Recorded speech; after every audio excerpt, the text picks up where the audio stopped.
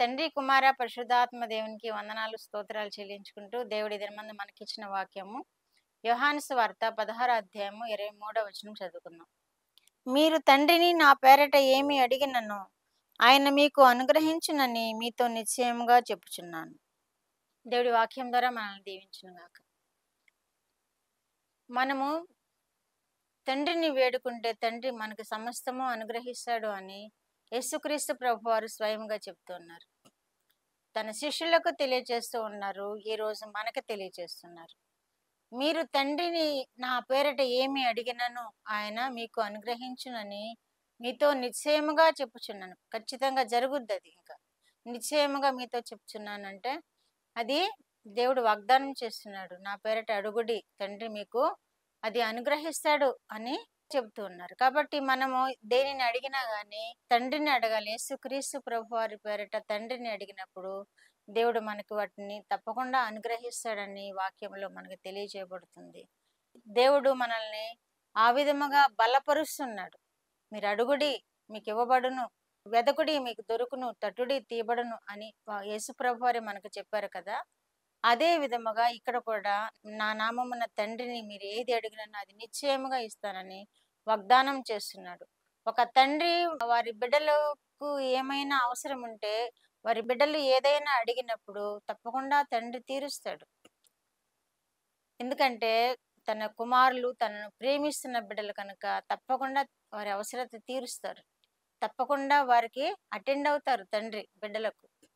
అలాగే పరలోకమందున మన తండ్రి కూడా తప్పకుండా మనకు అటెండ్ అవుతారు. మన ప్రార్థనలు వినడానికి ఆయన చెవియొగ్గి ఉన్నాను అంటున్నారు కదా. అదే విధముగా లోకమంతటా ఆయన కనుదృష్టి సంచారం చేస్తుందని వాక్యంలో రాయబడి ఉంది కదా.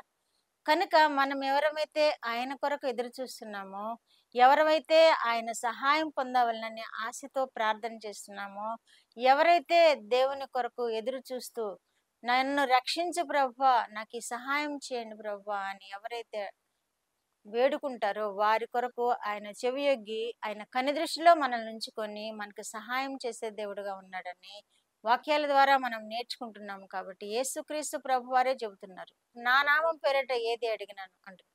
యేసుక్రీస్తు వారి నామములో మనం అడగాలి. యేసుక్రీస్తు ప్రభు వారి పేరట ఈ విన్నపములు మీకు తెలియజేసుకుంటున్నాము తండ్రి అని నేర్పించాడు కదా దేవుడు మనకి.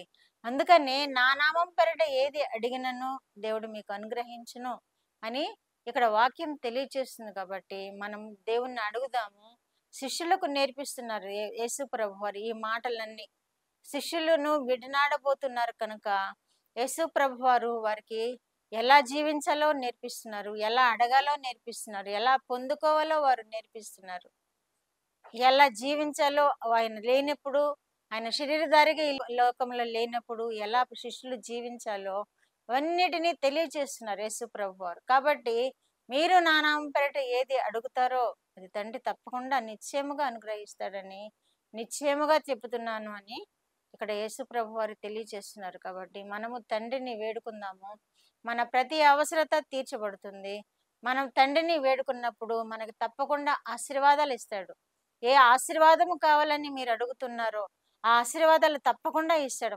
మనకు రక్షణ కావాలని అడిగినప్పుడు రక్షణ అనుగ్రహిస్తాడు దేవుడు.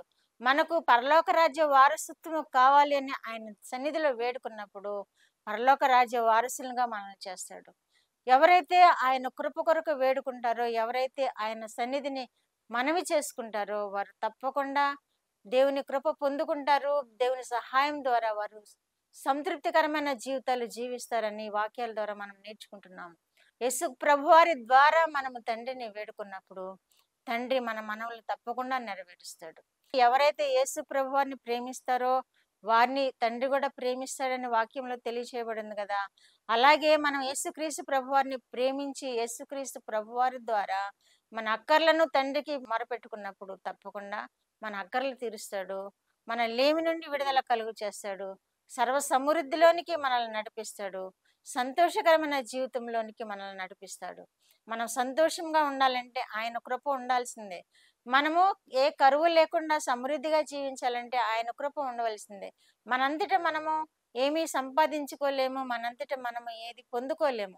దేవుని కృప వలననే మనం సమస్తము పొందుకుంటాము. కాబట్టి దేవుణ్ణి అడుగుదాము. యేసుక్రీస్తు ప్రభు వారి ద్వారా అది నిశ్చయంగా మనం పొందుకుంటామని దేవుడు సెలవిస్తున్నాడు. కాబట్టి మనం అడుగుదాము, దేవుని చేత ఆశీర్వదింపబడదాం. ప్రార్థన. మా దేవా, మా ప్రియ పరలోక ప్రభువా, మీ పరిశుద్ధ పాదములకు వందనాలు, స్తోత్రాలు. మా రక్షకుడు అయిన యేసయ్య స్తోత్రములు, పరిశుద్ధాత్మ దేవ స్తోత్రములు, ఇచ్చిన వాక్యం కొరకు స్తోత్రములు. వారు నాయన ప్రార్థన చేసి నాయన జయం పొందుకునే కృప దయచేయండి. ప్రార్థన చేసి వారి కుటుంబ అవసరతలను తీర్చుకునే కృప దయచేయండి.